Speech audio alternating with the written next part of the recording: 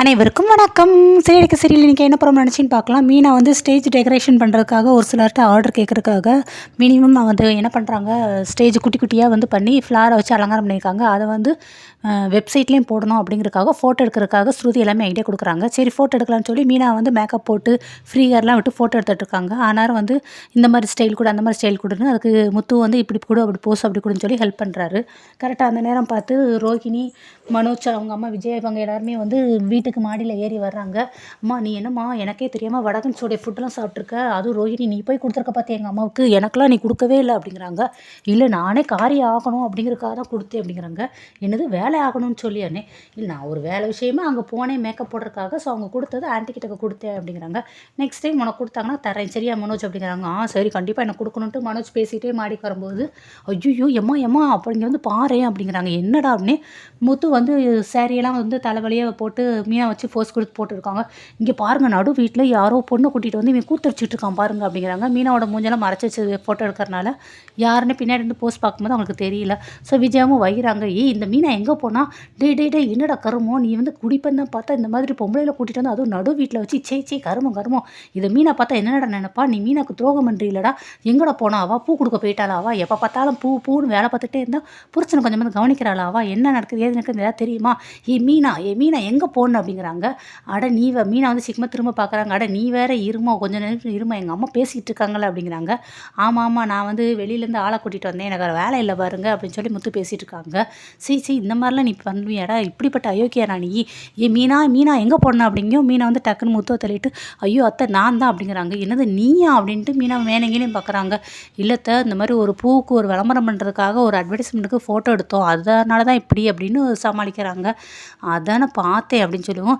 பாத்தியா மீனா உனக்கு வந்து அம்மா மேலே எவ்வளோ மேலே பாசம்னு சொல்லி உன் மேலே அப்படி இப்படின்னு சொல்லி வெறுப்பாக இருக்கிற மாதிரி நடிக்கிறாங்க. மற்றபடி எங்கள் அம்மாவுக்கு உன் மேலே ரொம்ப பாசம் இருக்குது பார்த்தியா, உனக்கு துரோகம் செஞ்சவேன்னு சொல்லி என்ன வசம் வைகிறாங்க அப்படின்ட்டு மீன் அப்படியே ஷாக்கிங்காக பார்த்துட்டே இருக்காங்க. அதெல்லாம் ஒன்றும் இல்லை மீனா இல்லையே அப்படிங்கிறக்காக தான் கேட்டேன், மற்றபடியில் எனக்குலாம் ஒன்றும் இல்லை அப்படின்ட்டு உள்ளே வந்து போகிறாங்க. அடுத்து திருப்பி கூப்பிட்றாங்க. அத்தை நீங்கள் இருந்தாலும் என் மேலே இவ்வளோ மதிப்பு மரியாதை வச்சுக்கிங்கன்னு நினைக்கும்போது எனக்கு ரொம்ப சந்தோஷமாக இருக்குது அப்படின்னு. அதெல்லாம் ஒன்றும் இல்லை அப்போ உன் வேலையை போய் பாரு அப்படிங்கிறாங்க. சரி நான் மனோஜ் எல்லாமே வந்துடுறாங்க. இருந்தாலும் நீ ஒரு பொண்ணை கூட்டிகிட்டு வந்து நீ எப்படினாலும் ஒரு வேலை பார்க்குறது தானே தப்பு தானே அப்படிங்கிறாங்க. நான் ஒன்றும் ஒன்றை மாதிரி யோக்கியம் கிடையாதுடா அப்படிங்கிறவங்க ஒன்று ரோகி வந்துட்டு நீங்கள் அவங்கள்ட்ட என்ன பேச்சு வாங்க உள்ளே போவோம் அப்படிங்கிறாங்க. அதான் நான் உண்மையை சொன்னால் உள்ளே கூட்டிகிட்டு போயிருவீங்களே போங்க அப்படிங்கிறாங்க. ஸ்ருதி யாரும் இருக்காங்க. ஸ்ருதி என்ன நினச்சி ஏது நினச்சி அப்படிங்கிறாங்க. இந்த மாதிரி ஆட்க்கு ஓப்பன் பண்ணிக்கிட்டு இருக்கோம் அப்படின்னு சொல்லி அவங்க மறுபடியும் மாற்றி பேசிடுறாங்க. சரி ஓகேன்னு ஸ்ருதி ரவி ரெண்டு கணக்கு விட்டுறாங்க. நெக்ஸ்ட்டு வந்து ரோஹிணி அவங்களுடைய ஃப்ரெண்டுமே வந்து சிட்டியை போய் பார்த்துட்டு 2 லட்சம் ரூபா கொடுத்துட்றாங்க. அதான் நான் பார்த்தேன், இன்னும் ரூபா கொடுக்கலையே வைக்கலையும் பார்த்தேன், இனிமேல் அந்த பிஏவால் உங்களுக்கு எந்த பிரச்சனையும் வராது, அவனை வந்து நான் வந்து உடம்பெல்லாம் சரிப்படுத்தி விட்டு குணமாக்கி விட்டுட்டு அவனை வந்து வட மாநிலத்துக்கு அனுப்பி விட்றேன் நான் அப்படிங்கிறாங்க. அப்படியா சரி இனிமேல் அவனால் எனக்கு எந்த பிரச்சனையும் வரக்கூடாது அப்படின்னு சொல்லிட்டு இவங்களும் பேசிட்டு போயிடுறாங்க. சரி நல்ல விஷயம் செஞ்சுருக்கீங்களே, ஸ்வீட் எடுத்து சாப்பிட வேண்டியதானே அப்படின்னு சிட்டி கொடுக்குறாங்க. உடனே அவங்க ஃப்ரெண்டு ஸ்வீட்டை ஓப்பன் பண்ணி பார்த்துட்டு ரொம்ப தேங்க்ஸ், இந்த ஸ்வீட்டை நாங்கள் எங்கள் வீட்டுக்கு கொண்டுட்டு போய் வீட்டில் போய் வச்சு சாப்பிட்றோம் சரியான்ட்டு பாக்ஸ் தூக்கிட்டு போயிடுறாங்க. பிஏ வந்து உள்ளே வந்து இருக்காரு. அவர் வந்து ஜூஸ் குடிச்சிட்டு இருக்காங்க. என்னடா ஜூஸ் குடிச்சிட்டு இருக்க அப்படிங்கிறாங்க. ஆமாம் பாஸ் நீங்கள் அடித்த அடி வந்து ரொம்ப பயங்கரம்ல, ஸோ கொஞ்சமாக ஜூஸ் குடிச்சு என் உடம்பு தேற்ற வேண்டாமா அப்படிங்கிறாங்க. சரி ஓகே அப்படின்ட்டு இந்த மாதிரி அவள் ரூபா கொடுத்துட்டா அப்படிங்கிறாங்க. சரி பார்த்தீங்களா நான் சொன்னது எப்படி இருக்குது, அவள் தங்க முட்டை போடுற வாத்து மாதிரிடா, அதனால் எப்போவுமே அவளை உடனே டக்குன்னு கழுத்தறுத்தரக்கூடாது, கொஞ்சம் கொஞ்சமாக சாப்பாடு போட்டு அவளை நல்லபடியாக உடம்பை தேற்றி விட்டு டெய்லி நம்மளுக்கு வேணுங்கும் போதெல்லாம் முட்டையை எடுத்துக்கூடணும்டா அப்படின்ட்டு நீ 2 மாதம் வெளியூருக்கு எங்கேயாவது போய் நல்லா ஜாலியாக என்ஜாய் பண்ணிருந்தா அதில் வந்து ஷேரிங் உனக்காக ரூபா அப்படின்னு சொல்லி ரூபாவையும் கொடுக்குறாரு. தேங்க்ஸ் பாஸ், அவகிட்ட ரூபா வாங்கணுங்களும் எனக்கும் போதும் ஆயிடுது, இனிமேல் நீங்கள் எப்படின்னா சொல்கிறீங்களோ அதுபடி கேட்குறேன், எனக்கு கைக்கு ரூபா வந்தால் ஓகே அப்படின்ட்டு பிஏவும் எஸ்கேப் ஆயிடுறான். அடுத்து திருப்பி வந்து அவங்க காரில் வர்றாங்க ரோஹிணியும் மனோஜும். அப்போ வந்து பிஸ்னஸை பற்றி பேசிகிட்டு இருக்காங்க. ஒரு டீலர் வந்து ஃபோன் போட்டுட்டு இந்த மாதிரி எனக்கு இதெல்லாம் வேணும். ஓகே சார் கண்டிப்பாக ப்ராடக்ட் இப்போ வந்துடும், உங்களுக்கு கண்டிப்பாக ரெடி பண்ணி கொடுத்துறேன்னு மனோஜ் பேசுகிறாரு. பாத்தியா ரோஹிணி முன்னை விட இப்போ நான் இவர்கிட்ட தான் ஃபோன் போட்டு கெஞ்சிட்டு இருப்பேன், ஆனால் அவர் இப்போ என்கிட்ட ஃபோன் போட்டு அது வேணும் இது வேணும்னு சொல்லி எனக்கு ஆர்டர் கொடுக்குறாரு பாரு, இப்போலாம் பிஸ்னஸ் நல்லா டெவலப் ஆயிருக்குல்ல அப்படின்னா. ஆமாம் மனோஜ் அப்படிங்கிறாங்க. அடுத்து கரெக்டாக அங்கே மும்பைலேருந்து சந்தோஷ் ஃபோன் போடுறாரு. சார் இந்த மாதிரி உங்களுடைய ஷோரூமை வந்து ஒரு பெரிய அட்வர்டைஸ்மெண்ட் மாதிரி போடணும், அங்கே இருக்கிற லோக்கல் சேனல் எல்லா இதுலேயுமே இந்த அட்வர்டைஸ்மெண்ட்டை போட்டு வைக்கணும் அப்படின்னு சொல்லுவோம்.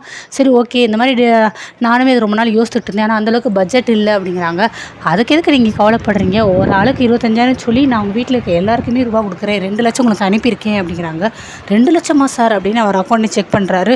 ஆனால் எங்கள் வீட்டு ஆளுங்கிறீங்க எதுக்கு சார் அப்படின்னு கேட்கவும், ஆமாம் அவங்க வீட்டில் இருக்கவங்க எல்லாருமே ரொம்ப நேச்சராக இருக்காங்க, ஸோ அவங்கள வச்சு நீங்கள் ஆட் எடுக்கணும், எனக்கு அதுதான் ரொம்ப முக்கியம் அப்படின்னு. சார் இதுக்கெலாம் அவங்க சரிப்பட்டு வர மாட்டாங்க சார் சார் அப்படிங்கிறாங்க. அதுதான் உங்களுடைய திறமை.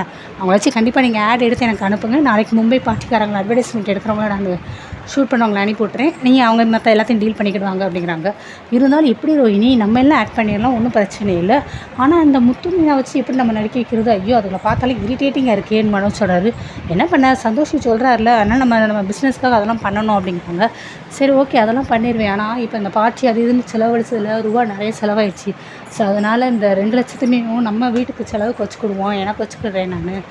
அவங்க வீட்டில் கேட்டால் அதெல்லாம் இதை பற்றி எதுவுமே பேச வேண்டாம், சும்மா ஓசியாக நடிக்க சொல்லுவோம் அப்படிங்கிறாங்க. ஆஹா நம்ம பார்வதி ஆண்டி வீட்டிலேருந்து நம்ம 2 லட்சத்தை திருடணும், நம்ம தான் கேடின்னு பார்த்தா இவன் நம்மளுக்கு மேலே கேடியாக இருக்கானே. சரி எனக்கு ஏற்ற ஜோடி தான் இவன் அப்படின்ட்டு ரோஹிணி யோசிக்கிறாங்க. அடுத்த வீட்டுக்கு வந்துடுறாங்க. வீட்லேயும் எல்லாரையும் கூப்பிட்டு எல்லாரையும் பேசுகிறாங்க. அட்வர்டைஸ்மெண்ட் எடுக்கணுங்கிற அந்த விவரத்தையும் சொல்லிடுறாங்க.